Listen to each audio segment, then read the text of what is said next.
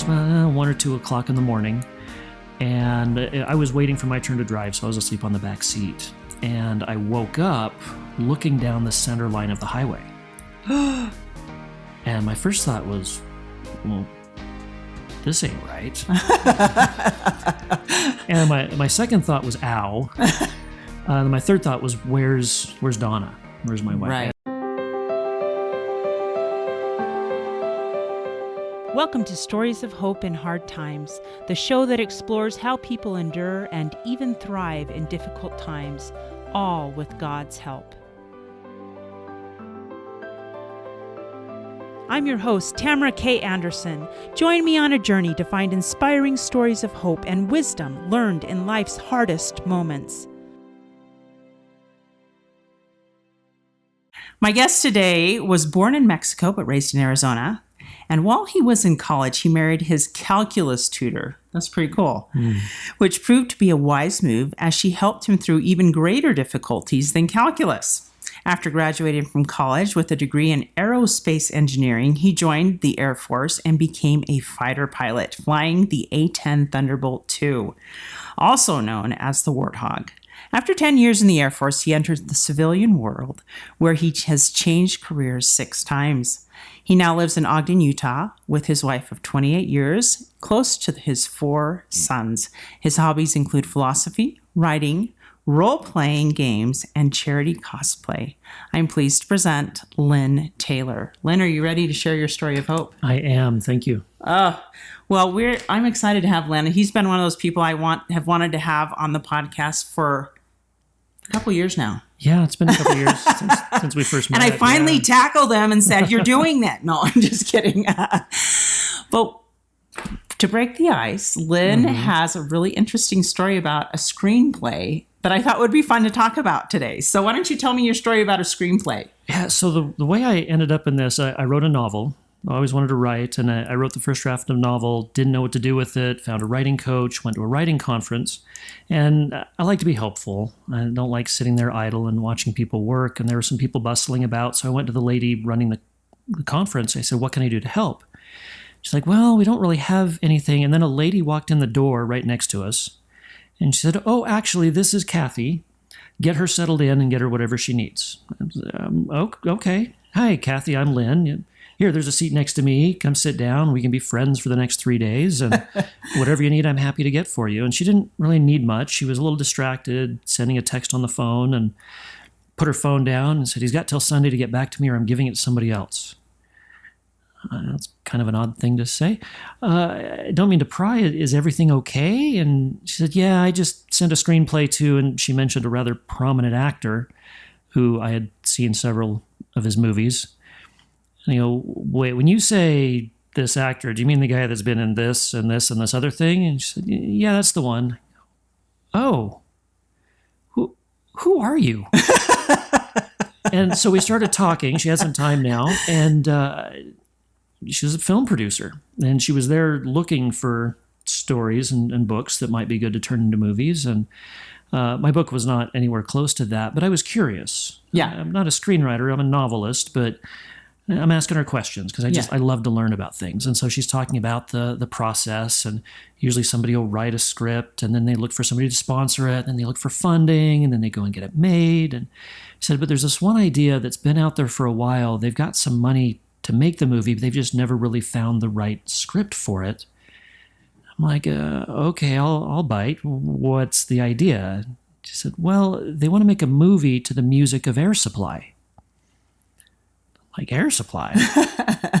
I remember listening to Air Supply, and again, I'm not really thinking of myself as a screenwriter, but the conference goes on, but I can't get this thought out of my head. It sticks in there.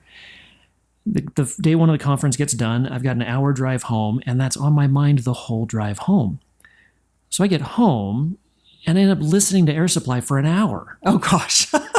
Singing to the oldies, huh? Yeah. So I'm calling up these old songs, and I'm like, and ideas start coming to me. And I'm thinking, kind of like Mamma Mia, they probably want something in a more contemporary setting. But I'm thinking like a period piece, like maybe Pride and Prejudice with maybe some Romeo and Juliet elements. I write some notes and I finally go to bed. Get up the next day and I'm asking Kathy a little bit more about this. I'm like, I was thinking about this a little bit more. And ask some questions like, who's your market and things like that. And then I say, do they have any ideas in mind? And she said, well, they were thinking maybe a period piece, maybe something like Pride and Prejudice with some Romeo and Juliet elements. Oh my gosh. Like, oh my, you are kidding me. So I just dropped my pen on the counter and said, okay, I'll tell you what. When I get to a stopping point in my book, I'll give it a shot. I don't know anything about screenwriting, but I can learn. I've learned other things in the past. And so I got to a stopping point and I did everything that I could to learn about screenwriting. And it took several months and I ended up writing a screenplay to the music of Air Supply and handed it off to her. And she said, I love it. I want to make it. Wow. Yeah. And then COVID hit. And so it's been, it's kind of been on the shelf for a while, but now that things are picking up again, I actually got a call earlier this week that a couple other projects higher up the list look like they're going to get made. And assuming all goes well, this might be made in a year or two. And then I can say I know somebody famous. Yeah, you'll have to introduce me to them. Oh my gosh, this is so fun. So Lynn is just an amazing guy, and he has lived a life, and it hasn't been free from difficulty. In fact, you were approaching a very monumental event in your life when a tragedy happened. Yes, yeah, probably, yeah, it was pretty significant. So I was in college. As you mentioned, I was going through this aerospace engineering degree, which was in and of itself difficult because I should have been an English major.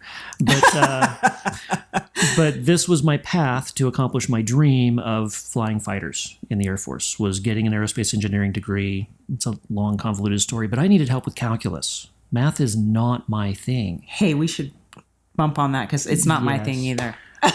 But it was, I realized that I had to get through this in order to accomplish my dream. Yes. And so I needed help. And I had a calculus tutor, and she was amazing in many ways. And so we met. So I took a couple years off of school, got back into school. She was there. We met beginning of September. We were engaged middle of October. Oh, wow. How often were you hanging out? It was daily. Well, we had classes together. We ended up going to church together. Everything in our lives, it was a small school, just kind of aligned, where we had to see each other every day, and it was a happy thing. So yeah, it took me longer to figure it out than it did her. But anyway, so we got engaged middle of October. We wanted to get married in between semesters, which was in December. Wow. And so we were going to school in Arizona. Her family is from North Carolina. So the plan was, in between semesters, finish our finals for the semester, hop on the car. There was another friend going with us. We're going to drive back east, taking turns driving. Mm-hmm. And so we got about 60 miles east of El Paso it was about 1 or 2 o'clock in the morning. And I was waiting for my turn to drive, so I was asleep on the back seat. And I woke up looking down the center line of the highway. And my first thought was, well, this ain't right. And my second thought was, ow. My third thought was, where's Donna? Where's my wife? Right. And fortunately, she was right there. What had happened was so it was back before a whole lot of developments, like the rumble strips on the side of the road and GPS and everything else. And so the two of them in the front were trying to navigate and figuring out the exits and everything else, started to drift a little bit, and then realizing they're drifting, overcorrected, and I ended up getting thrown out of the car in a 75-mile-an-hour rollover. Oh, Lynn. Ouch. Oh, yeah. Yeah. So prior to this, I had been on track. I was in good shape. My grades were doing pretty good. It was looking like I was going to achieve my dream, my childhood dream of being a pilot in the Air Force. And now my body was pretty broken. My left knee was shattered. I was a bleeding mess on the highway. Fortunately, there were a couple of truck drivers that arrived. They just happened upon us pretty soon after that. They blocked it off, radioed for an ambulance. The closest ambulance was an hour away in El Paso. Oh, wow. So I'm laying on the road. So side note, my fiance is there because I know from my first aid training that I need to stay conscious. And so I'm walking her through the questions that she should ask me. Okay, my name is, my birthday is, and I start running out of things to talk about and stay awake. And the thought hits me. I'm like, oh, I might be going out on a limb here, but are we engaged? And she's like, yeah, we're supposed to get married next week. I'm like, oh, okay. I was afraid I just proposed. Bumped your head a little bit there, Lynn? Yeah. I've still got some scars. Fortunately, the hair grew over. But yeah, I've got... So the ambulance loads us up. It's an hour ride back. We get to El Paso. On the first turn, we realized they didn't secure my pallet to the ambulance, and I slid off. Yeah, that hurt. Ow. Yeah, we get there. It turns out my knee had been shattered. Coincidentally, the best person available to reconstruct my knee happened to be on call that night. What? Yeah, I don't believe in coincidences. No, I don't either. Yeah. So all of that, and there were several other, I don't want to call them minor miracles, but to me they weren't very minor. Everything worked out as far as my recovery, and part of it was they didn't want to release me from the hospital because I had a fever. And also, coincidentally, I have an aunt and uncle who live in El Paso. Oh, that's a miracle. And so they were able to take care of my friends, my fiance and friend. And he came in and brought somebody, and they gave me a blessing that I would be able to, get better and be released from the hospital. And they gave me that on that evening, and the next morning everything was fine and I got released. Are you kidding me? No. Even your knee? Oh, no, sorry. I was still in a full leg cast. Oh. But like the fever was gone, all of the check boxes that the medical and folks insisted had to be okay for me to be released from the hospital, everything, all of the, like the fever and all of the other indicators cleared up overnight, and I was released the next morning. Wow. So I stayed with my aunt and uncle for a day, then flew back to Arizona, and then we flew out to North Carolina. Actually, I think we flew straight to D.C. Hadn't even met her family yet. Did you still get married on the same day? We got married right on schedule. In a full leg cast in a wheelchair. Oh my goodness. We weren't going to wait another semester. We'd already waited long enough. That is crazy. But that started a long process of physical therapy and rehabilitation to get back into enough shape to qualify to fly for the Air Force. That was a long road.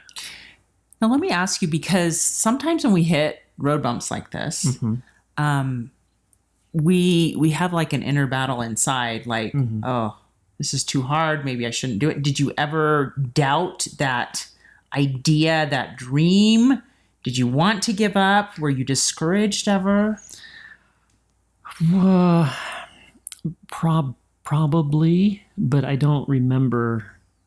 And that's the benefit of, a lot of times the rough memories kind of fall into shadow.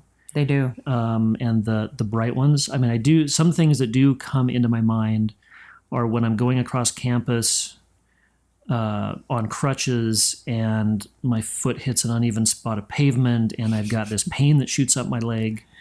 But I think what comes back to me more than anything is just determination. As long as there was any chance at all, I was going to pursue it with everything that I had. And I was confident that things were going to work out. And if not, well, that's okay. But it's not going to be because I gave up. if it's not going to happen, it's going to be because somebody else tells me, sorry, you ran a good race, but it's just not going to happen. Right. It's not going to be because I decided I didn't want it. Right. Yeah, that makes sense. Wow, that's powerful. So you get your butt. Tell me what that rehab looked like. I mean, obviously, it wasn't easy. No, it wasn't. And actually, fortunately, I had a supportive ROTC detachment. They let me delay my field training a year because I was in no shape to go. But your results of field training play into the whole scoring system. There's a whole lot, your physical fitness test, all of those things. My endurance was never quite the same after that. But I think the determination that I had, the commitment and the drive had to factor into the commander's recommendations on whether or not I would be a good fit for that career field. Because there are a lot of factors. It's not just physical fitness. It's also grades, which, again, that calculus tutor helped immensely on. And she also helped me through a lot of the rest of this. She helped to support in areas where I couldn't cover everything, and allowed me to focus on what I had to do. So a lot of the push-ups and the sit-ups and the 1.5-mile run and 600-yard dash and all these different things, I just had to keep improving and improving and improving until I hit those standards where I was accomplishing what I needed to qualify. Wow. And so it was a lot of pain, a lot of physical pain, but you just push through it. And in saying that, I should clarify that it's not to the point of injuring myself again. Right. But when your leg is immobilized in a full leg cast for several weeks, the muscles atrophy and the joints kind of freeze up, and it's painful to restore that strength and that flexibility. Yeah. So I'm hearing a couple of key components that you seem to be kind of talking around of lessons learned. One is patience. Mm-hmm. That some things just take time. They do. And another one I'm hearing is that you need to allow that you need other people in your life to help you sometimes achieve big milestones. Absolutely. I can't think of any really worthwhile achievement in history that did not involve someone else in some way, shape, or form, whether it's through a mentor or encouragement. There's always, like, even just a supplier of materials for you to build what it is you're going to build. Mm-hmm. I heard something that stuck with me years and years ago, that to truly make an apple pie from scratch, you first have to create an apple. That's a good point. Yeah, and so with that, have a team. It's just more fun with a team anyway, because you get to share in that joy of achievement with the team in whatever role they fill. Mm-hmm. It's never fun to celebrate alone.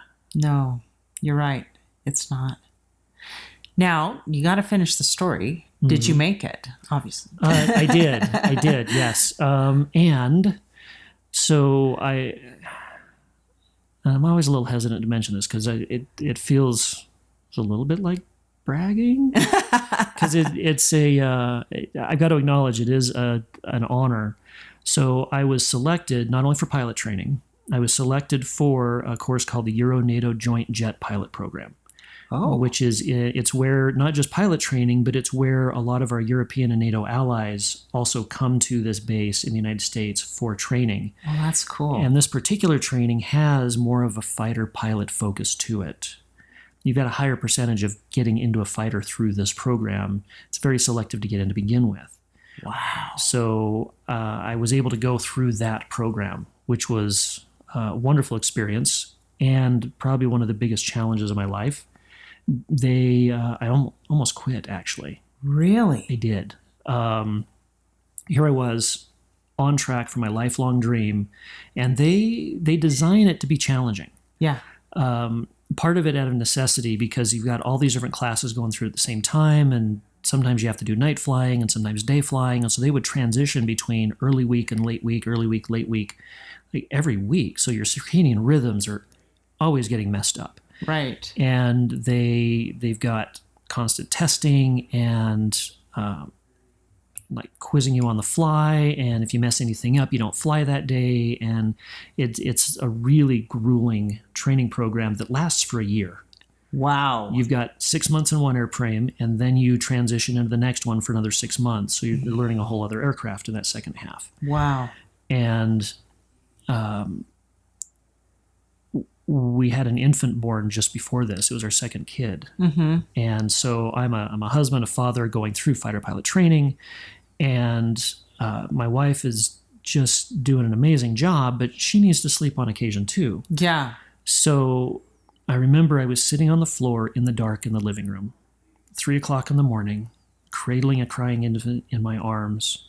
And I am physically, mentally, and emotionally exhausted. And I just start crying. That's all I can do. And I've got nothing left. And I'm thinking, okay, I don't think I can do this. I'm done. Mm-hmm. And so I talked to my wife about it the next day. I said, I don't think I can keep this up. And she looked me in the eye and she said, "You're not quitting." I said, "I know it's hard. I know it's hard, but you'll get through this. Just keep doing the best that you can. You've wanted this your whole life. You can't quit." And so with that encouragement, I was like, well, okay, all right. She took that option off the table. She didn't validate my desire to quit. Mm-hmm.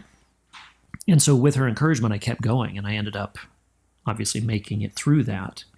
And I'm very grateful for that. So when I say that she's gotten me through a lot of other things since calculus, pilot training was harder than calculus. I didn't think anything was harder than calculus.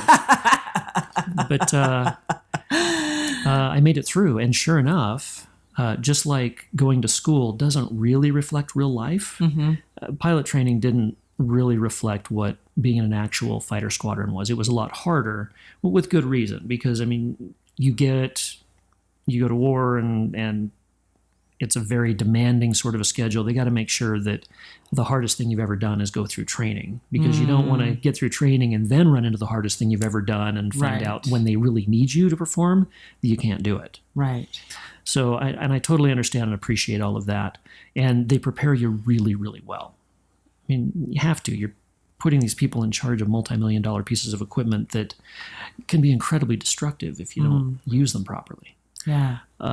So I ended up going through pilot training, ended up in the A-10, which ended up, I didn't know it at the time, but it ended up being the perfect fit for me.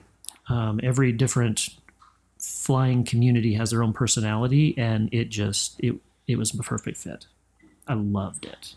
Yay. So it was worth it in the end. Oh, it absolutely was. It was. And I'm grateful for the support that I had, especially for my wife and her getting me through that. But there were a lot of other people that, even though it seems like they're pressuring you and making life hard, they also want you to succeed. They just want to. Sometimes I think that's kind of what life is. We've got this perspective that, life is a test. And I personally don't think life is a test so much as a school. That we're not here to be tested and judged. We're here to learn and grow. And it's kind of hard sometimes by design, because if it was a resort situation all the time, where would the growth be? Yeah, that's true. We wouldn't come out on the end of this experience better and stronger and more valuable. Yeah. No, that's absolutely true. I remember when I was a young parent, wishing that I could kind of put a bubble around my kids and prevent any of these hard things from happening to them that happened to me growing up. And the longer I've been a parent, and the, I guess, perspective, right? The longer I've had this perspective, I've realized I shouldn't want to shield my kids from every hard thing, because if I do, how will they ever grow? Exactly. And I probably didn't use the exact right word when I said makes us more valuable. I mean, we are, regardless of our skills and capabilities, we are all immensely valuable. I mean, we're incalculable value of each individual human being, but we become just better. I mean, as we improve in our skills and everything else, like you said, if we shield our kids, we are depriving them of that opportunity for growth. Yeah. Now, at the same time, there's one of my heroes is Aristotle, and he's got this philosophy known as the golden mean, where the ideal lies in between the two extremes. And so you've got to use wisdom and judgment in all things. I mean, you don't want your kids to like wander into the pool and drown. That's irresponsible. No. Yes, yeah, you're right. But you want them to learn how to swim. Yes. And to learn how to swim, they've got to be exposed to the potential of drowning. But you do it in a way that it minimizes the risk. Yeah. But you don't shield them completely. Yeah. You know what's interesting? And here's a question I'm just going to throw at you. Do you think God looks at us the same way as we look at our kids? Like he wants us to grow and maybe sometimes we feel like we've been thrown in the pool and we're drowning a little bit, you know? Yeah. But I don't know. What do you think? Absolutely. Why else would we be here? I mean, I don't see us as like an ant farm that he's just like, oh, wow, let's see what happens. We're here for a purpose. And sometimes we think that's like a narrow purpose. I tend to think there may be some specific things that would be good for us to achieve, but I think the overarching purpose is for us to just gain experience and learn and grow and be better and learn how to make good decisions and learn how to love. Learn how to love each other and persevere through hard things.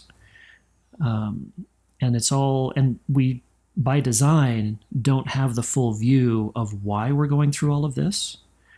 Like in pilot training, there's some of the things that they would have us do, and at the time, we're like, this makes no sense. Why are we doing this? Well, they've been doing this training a while.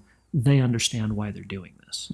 And once you get into the real world and you get operational, you can look back and go, oh, now I understand. Oh. Now I see why they put us through that exact training, because I'm using it now. And I have to think that in the hereafter, everything here is for our benefit. And we just need to do our best to learn and grow with everything that comes at us. And as long as we keep moving forward, as long as we don't quit and we don't give up on ourselves, that we will grow in whatever way we are supposed to. Wow. That's powerful. Thank you for sharing that. We're going to take a quick break, but when we get back, Lynn is going to share with us a really interesting experience he had with one of his children that taught him a great perspective on how God looks at us. Stay tuned. Are you looking for a gift for a friend, sister, or mother who is really struggling right now and you're not sure what to get them? It's hard for me to sometimes find those gifts. And so today I'm so excited to tell you about this booklet, The Mother's Might. It's a perfect, simple, inexpensive gift you can give your friends, your family, your sisters, anyone that you want to share this story with.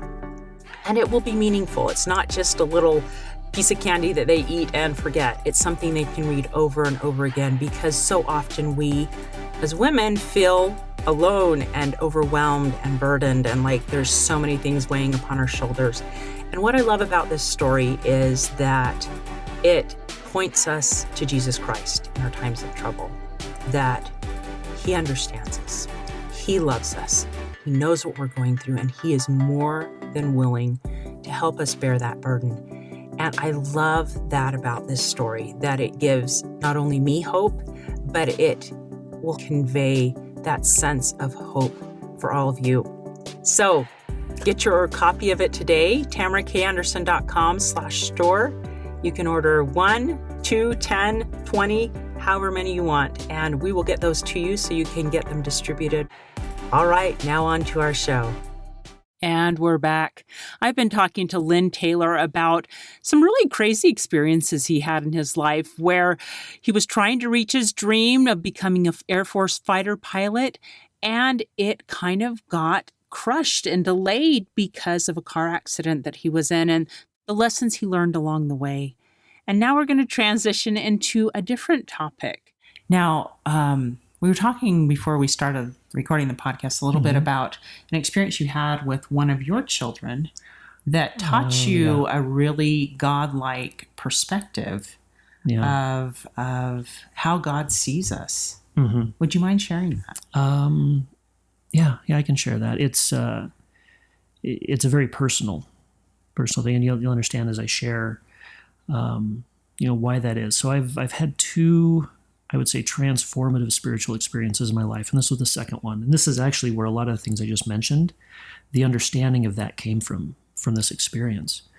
So I have 4 boys, and I've developed a really good relationship with them where I feel like they can come and talk to me about anything. Mm-hmm. And they have, which is why I feel comfortable saying that. But we also had a little bit of a code of when they needed to talk about some heavy subject, they'd say, hey, can we go in your office and talk? So it's a closed door. It's just us. Nobody's going to overhear, and nothing that is said in there goes to anybody else. Mm-hmm. And similarly, I'll tell you about my experience in this. So he says this, and we have talked about things before. I know exactly what it is he's going to say. And my first response was frustration. And what I wanted to say was, are you kidding me? Again? What is wrong with you? Why is this still an issue? Mm-hmm. But I knew that was the wrong answer. And I didn't know what the right answer was. And I felt kind of helpless and powerless in that moment to overcome. I was like, I'm going to damage our relationship with the words that are in my head right now. Mm-hmm. So it's about maybe 30 steps to my office. And so we stand up and we start walking, and I start praying. He's ahead of me, and I say, Heavenly Father, I'm going to mess this up. I don't know what to do. I don't know what to say, but I know what is in me right now is the wrong answer. And then I asked the question. I said, please show me how you would handle this. Wow. And he did. I asked that question, and in that moment, all of that frustration and angst and just all of those negative emotions just washed out of me. And I know it wasn't me because I didn't have the capability in that moment to do that. Right. That all went away, and it was replaced by compassion and love. Wow. So I'm looking at my son walking ahead of me, and all I have for him is peace, understanding, and love. Whatever he's about to say, that's all that's there. Mm. So I was like the first 10 steps. And the next 10 steps, it hits me. I'm like, oh my goodness, this is how you've been dealing with me my whole life. And I took full advantage of being a teenager. I had some things that I would not be surprised if my parents had that same emotional response to me when I was a teenager. But I understood that God had this same love and patience and compassion for me with everything that I had done. That I felt, I had resolved all of it.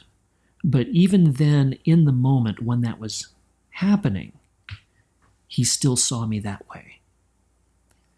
And in the last 10 steps into my office, I realized everything opened up, and I was like, oh my goodness, this is how you see everybody. Mm. Everybody, from the best person to the absolute worst person who has ever walked the earth, you have this exact same unbounded compassion and love for them. And it changed my world. Because now I had a glimpse of seeing everybody else that same way. Mm-hmm. Not that I mastered it, but that it changed something inside of me where there was no going back. So I still get frustrated with people on occasion. I'm still very human in that regard, but it's become a lot easier for me to just remember that moment and remember that, okay, I want to see you the way our mutual Father in heaven sees you. Mm-hmm. And sometimes it's a bit of a reminder, and I still have to go back to that place, but that compassion is there, that love is there. And so I sit down with my son, and I just tell him, okay, tell me what's on your mind. And he just lets it all out. And he's in pain, and he's struggling with things. And he gets to the end of it, gets it all out. And I just look him in the eye and say, thank you for letting me know. Here's what I want you to know. I love you. It's going to be okay. Just don't quit. Wow. Because that is exactly what God would have told him in that moment. I love you. Everything's going to be okay. Just don't quit. Wow. There's some powerful life lessons there. And it seems to repeat throughout your life, don't quit. Yeah. You're loved. You have people around you that love you. When you were younger and got in the accident. Yeah. And now it's coming full circle when you learn that's how God not only views you, but your son, and teaching him that same core concept. Wow. That's powerful. Thank you. That's really, really powerful. I'm very grateful for that experience. It's what I needed. And it's helped me many times since then. So that's such a powerful life lesson. What other life lessons have you learned? Well, some of the other things that I live by, that there's still trials and there's still challenges. It's just part of life, and you just kind of accept that that's going to come, and to just decide how you're going to deal with those. So one of the things that I've concluded is that you decide what goes on in your head and in your heart. And it may not be easy to keep that inner peace, but it's just like a muscle that you can exercise it and make it stronger. So instead of living in the angst or the rage or the whatever those negative emotions are, you still feel them. You allow yourself to experience those, but you don't hold them. You just let them flow through. Now, because you applied this principle of praying to God to ask for help. I've actually done that before. When I felt really, really angry inside. Yeah, and sometimes it was with kids, and sometimes it was with other people. But I've actually prayed, and it does work. God, I don't want to feel this way anymore, but I can't help that this is how I'm feeling. Can you help me get rid of it? And he does. He does. And what I found, though, one of the tricks, though, is if you ever ask for help getting rid of that and it doesn't go away, take a look to see if you're gripping tighter. Oh. Because if you're offering it up and saying, here, take this, yeah, he'll take it. Unless you're clenching onto it really tight. I really don't want to get rid of it. Right. Yeah. I want you to take it, but I don't want to give it up. Yeah, because it's not going to force it away from you. But if you seriously are like, hey, I really want to be rid of this, it'll go away. Wow. And like that muscle, it might take some practice, and it might not go away as quick as you want. But the more you practice that, the quicker it'll go. This reminds me of a time in my life when I learned a key principle. I can't remember what it was I was supposed to pray for. I think it was I needed to forgive somebody. Had no desire to forgive them. I know I'm supposed to. And I remember it finally dawned on me that I can't pray that I'll forgive them, but I can maybe pray for the first baby step, which God give me the desire to forgive them. Yes. So sometimes you have to, if you can't pray for the one thing, maybe break it down into baby steps, and maybe God give me the desire to do that next step. Sometimes you have to break it down into small, if you're gripping on too hard, right? Oh yeah. That's a brilliant approach. Yeah. So it really is, because it is a process, and it's not always an easy process. Yeah. So would you apply the same principle, say, because you were talking about attitude, that do you talk to God about how you want your attitude to be, or how do you do that? So I get an idea in my mind of the kind of person I want to be. And I think, okay, if I want to be that type of person, what do I need to do? Like, how do I view things? And this is where studying not only scriptures, but philosophy, I mentioned Aristotle, things like that. There are a lot of brilliant thinkers who share some really insightful perspectives on problems and challenges and how to deal with things. So there's a lot of things both in scripture and just thinkers in the world. And I'm thinking primarily a lot of, if you go and look at philosophers throughout history, prominent folks, there are some really, really wise words on how to deal with struggles. A lot of Stoic philosophers in particular. Marcus Aurelius has got some great works out there. He focused on death a lot, which, but also a lot of trials and things like that. That basically the perspective is really what makes the difference. As you're going through trials, if you think woe is me, well then yeah, you're gonna be miserable about it. But if you're looking at it more as an opportunity for personal growth and a chance to flex your muscles, because like when you go to the gym, you expect it to be challenging. That's true. You don't go to the gym for a spa experience. and so if you go to the gym expecting a spa experience, you're really in the wrong place. And so similarly, and life is like a gym. It's a mental, emotional, spiritual gym. And so when the inevitable challenges come, don't kick against them, just ride with them. It's like, okay, well, I will overcome this too. Let's just get through it as quick as we can. And your attitude may not influence your destination, but it definitely influences the journey. And I like having fun on my journeys. Yeah. So going through training, one of the trainings you go through is survival, evasion, resistance, and escape training. We call it SERE training. Okay. And part of that is you get trained as a prisoner of war. Oh, really? Yeah. Now, a lot of it's classified. I can't really talk about, I a whole lot of it. But there's a piece that I can probably share. That so being a prisoner of war, it's a miserable experience, as you might imagine. And the training is really, really good. I'm glad I never have to go through it again. But at one point, they've got all of us, we're all lined up. We're all, we can't see anything. We're blindfolded because it's just part of it. But they've got us all with our hands on the shoulders of the person in front of us to kind of keep us all in an orderly line.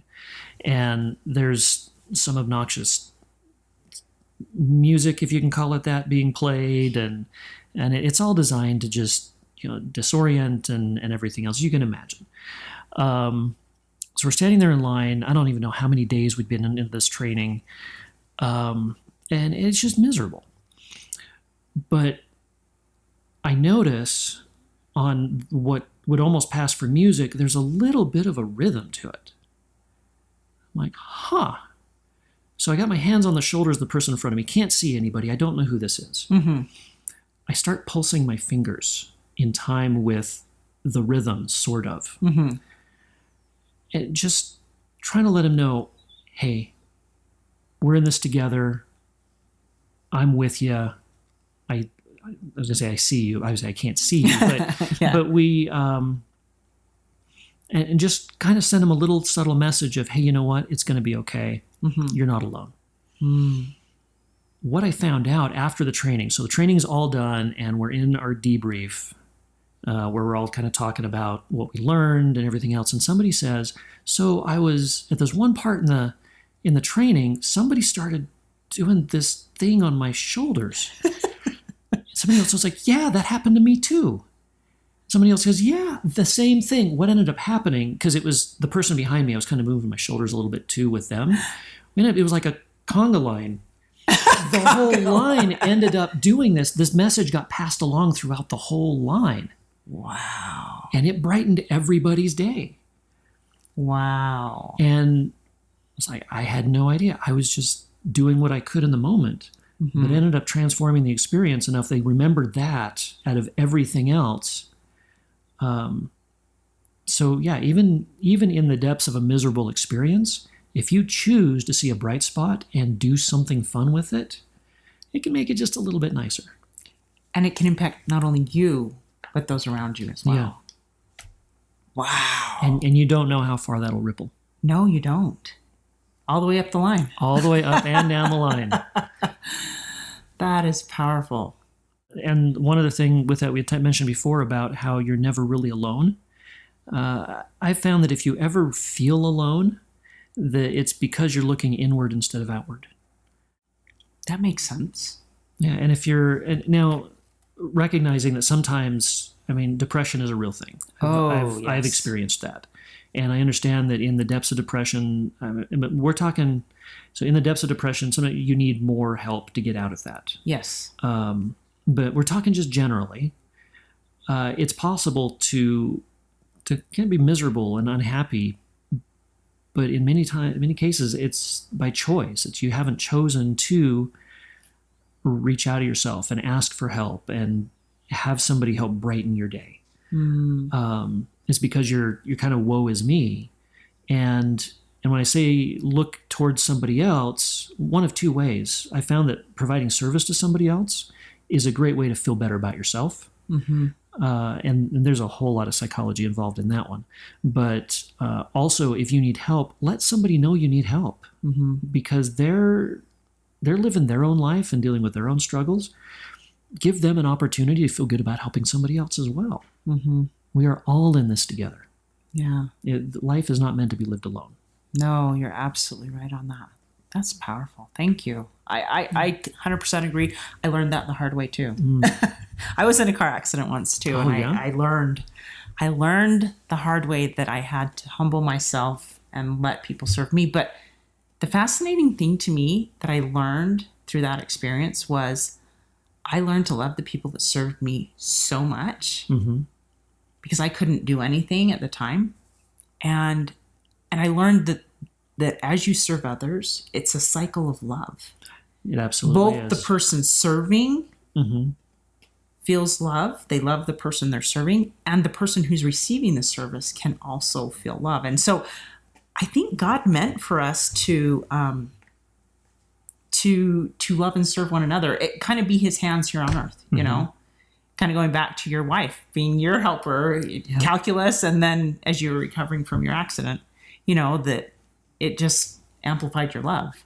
Absolutely. I think many times we get stuck in this, I can call it a cultural paradigm of being self-sufficient and, oh, I can do this, and oh, I don't need help. But what a selfish way to live.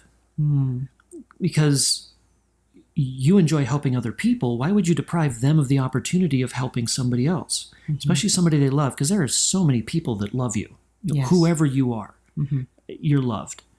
And develop those relationships. Give people an opportunity to serve the person that they love. Yeah. Because it strengthens bonds and creates such rich experiences in somebody's life. Why would you deprive somebody of that? Yeah. No, I love that. That's beautiful. Now, has there been a Bible verse that has become particularly meaningful to you as you have gone through your ups and downs? One that I really, really like, and there's lots that I like, but one in particular, I like it because it also ties into a hymn that's probably the most meaningful hymn to me.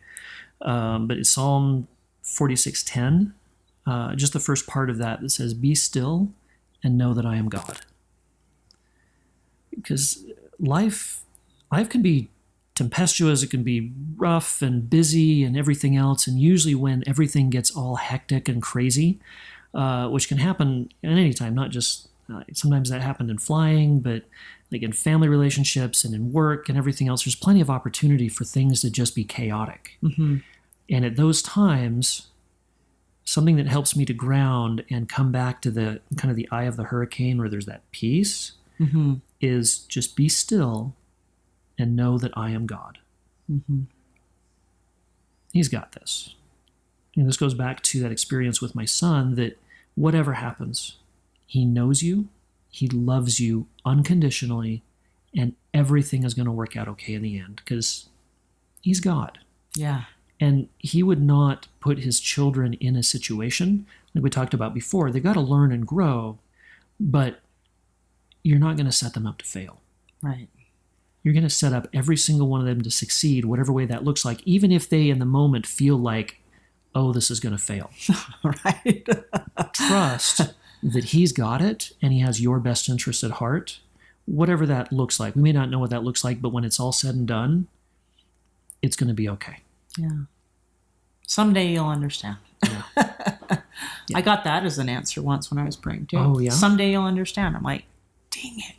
Yeah. I want to understand now, but sometimes we have to wait for the perspective, right? Oh, absolutely. Because we haven't grown into that yet. Yeah. That is over the horizon. Yeah. Yeah. We just got to keep walking. Trust that I can see that 20 years down the road, you'll be glad this happened. But I'm not very glad right now. Yeah, there's a bit of that, which I think also is by design. Yeah. Yeah. Because if we understood the answer, if we had the answer key while we're working the problem, we would never learn how to work the problem. That's true. That's true. It's further growth. Yeah. That's awesome. It's another calculus reference. I can't get rid of that. I guess you learned a little something there. Yeah. That's awesome. Now, Lynn, tell us what you've got in the works and how we can keep tabs with you and connect with you. Oh, wow. Okay. Well, so right now I'm doing a bit of writing. So there's the screenplay that we mentioned. I've got another one in the works that I'm really excited about. It's, I hope it gets made. There's a whole lot of pieces in the screenwriting world. If you would like to connect with Lynn and learn more about his projects, you can find him at lynnsense.com. That's lynnsense.com. So, Lynn, this has been so amazing. There are people out there who are really struggling right now. What words of advice would you leave them with as we close this episode? Oh, wow. The words I think that come to mind most are, you are not alone. And if you feel alone, you need to reach out. You need to look for people to serve and look for people. And you can pray for that. You can say, hey, help me identify the people that will help me through what I need. People I can connect with, people who understand me. But realize you are not alone. And second of all, just don't quit. Just keep going through whatever. I actually just saw a quote just this morning that comes to mind. It's from a cowboy book.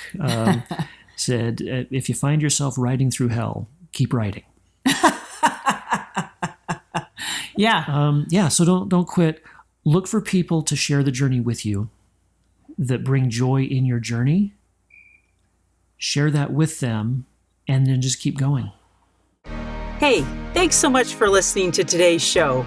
If you like what you heard, subscribe so you can get your weekly dose of powerful stories of hope. I know there are many of you out there who are going through a hard time, and I hope you found useful things that you can apply to your own life in today's podcast. If you would like to access the show notes of today's show, please visit my website, storiesofhopepodcast.com. There you will find a summary of today's show, the transcript, and one of my favorite takeaways. You know, if someone kept coming to mind during today's episode, perhaps that means that you should share this episode with them. Maybe there was a story shared or a quote or a scripture verse that they really need to hear. So go ahead and share this podcast. May God bless you, especially if you are struggling, with hope to carry on and with the strength to keep going when things get tough. Remember to walk with Christ, and He will help you bear the burden. And above all else, remember, God loves you.